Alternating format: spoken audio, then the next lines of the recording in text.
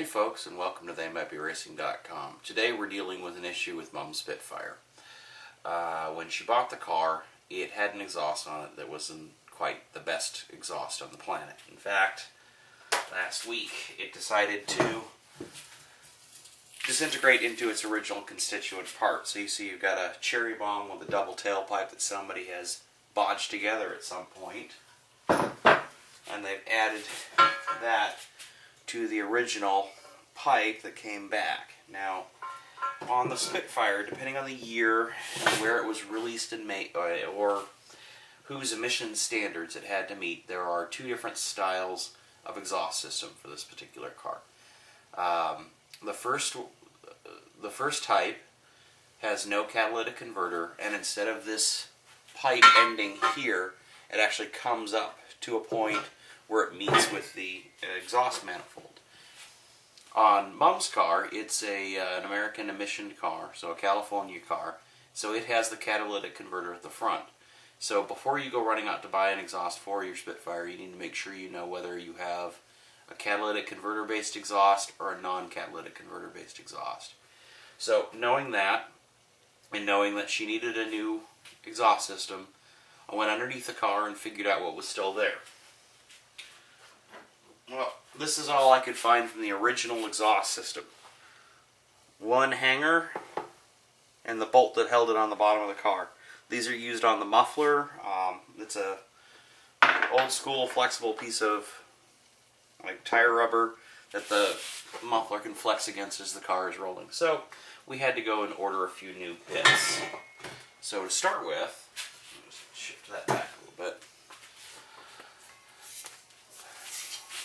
New tailpipe. And so this runs from the connection to the catalytic converter out through the back to where it connects to the muffler. The important thing to know about this end is that this is flared, as is the side where the catalytic converter is. There's a donut that goes in between them, and then there are two pieces, like this triangular piece here, that you have to have on either side to hold the compression. Now, the fun part for me here is, with the rubbish welding, I'm going to have to cut this line because I didn't order one of these. Now the next bit we need is the front hanger assembly. I've already assembled this. It consists of 42mm clamp, bolt that goes through, lock washers, all of that stuff, and this particular bent hanger.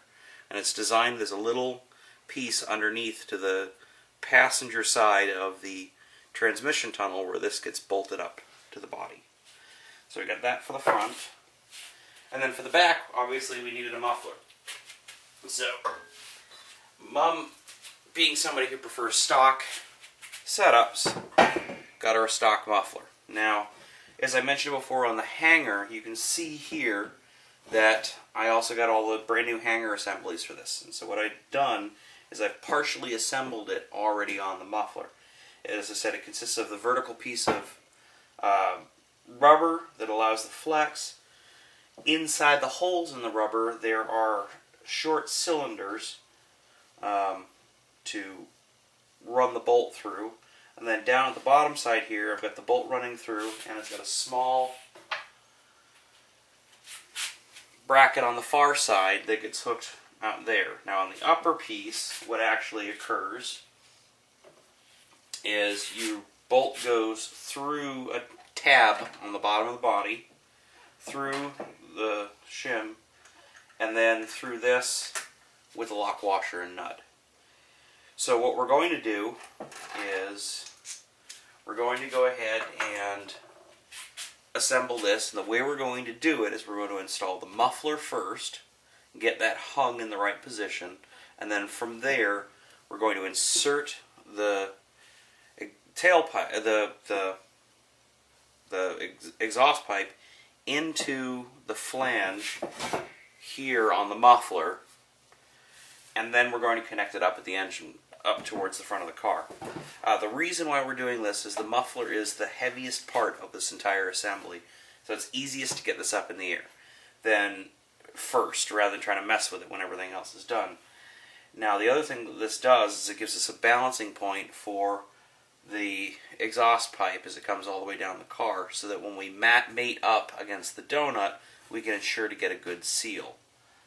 I've got a couple more bits of prep work that I have to do to get this in. Obviously I got to cut the exhaust pipe, but we'll go ahead and get it installed.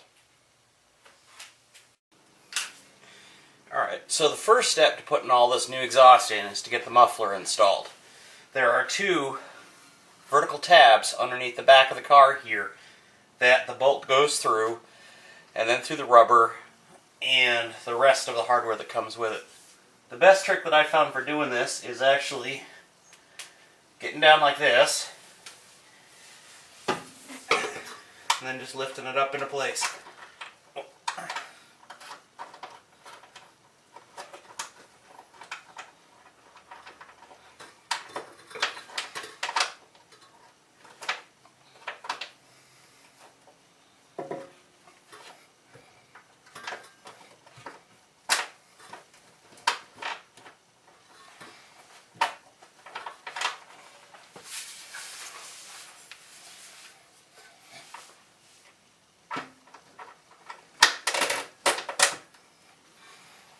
And once one side is resting, get the other side on.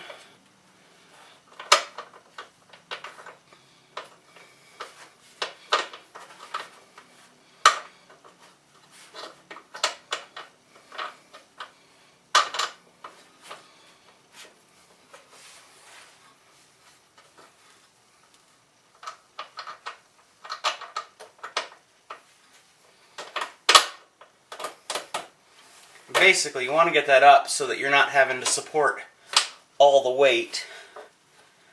And then bracket goes on, followed by lock washer and nut. Now, depending on the hardware you've got, if it's the correct hardware, should be all 13 millimeter.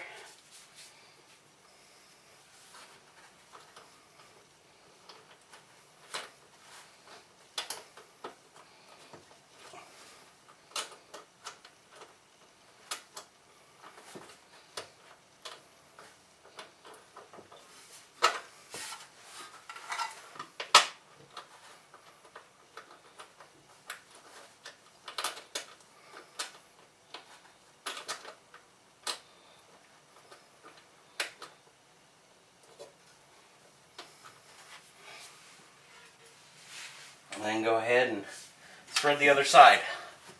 Now you don't want to have this all tightened up. What you want to do is just get it fitted and loosely installed so that when we fit the main pipe, we have the ability to flex the system a little bit.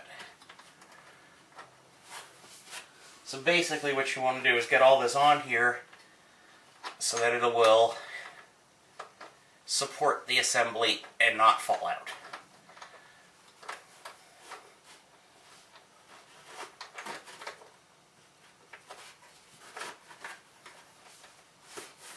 Okay, now that we've got this bit done, what we're going to do is do the intermediate pipe next. Alright, so now I got the intermediate pipe, and that gets fitted into the muffler. Just want to wiggle it in a little bit. And then the next thing is to hook up this clamp. Now it actually goes to a bolt on the back of the transmission housing.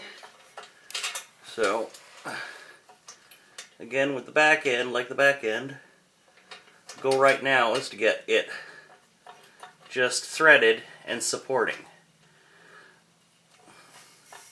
So basically what this does is this gets the whole exhaust system up in the air, and the final step here is to get both parts to come together from the catalytic converter to the intermediate pipe. So you've got your donut in the center, got your clamps. So basically what you need to do at this stage is simply pull the unit together. Now the most important part of this, when you pull it all together, is to ensure you've got a good seal between both the intermediate pipe and the catalytic converter with the donut in the center, so that you're not leaking exhaust. So basically, again, first thing to do here is to just get the bolts in there loose, and then when you want to tighten it up, what you need to do is actually tighten around the assembly. So you do a bit on one bolt, tighten up, do a bit on the next bolt, tighten up, etc. That makes sure that the whole assembly is good and flush when it's put together. So at this stage of the game, you've got everything pretty much mounted. Your last step is to tighten things up. And the way that I do this is I start up here, as I said, with the exhaust union, and then basically work my way back. So you tighten up the exhaust union, you tighten up the clamp here to hold the front in place, you put a exhaust clamp around the union between the intermediate pipe and the muffler, and then finally you tighten up the muffler retaining clamps. And at that point in time, you should be done. What you want to do, once you've got everything put together, is to get the engine running and check for leaks. Because exhaust, like water and electricity, goes the easiest path. And you're very likely to possibly get a leak here, and possibly at the union between the intermediate pipe and the muffler. But once you've got all that figured out, you should have a brand new exhaust in your car. And with that, say goodbye and see you next time.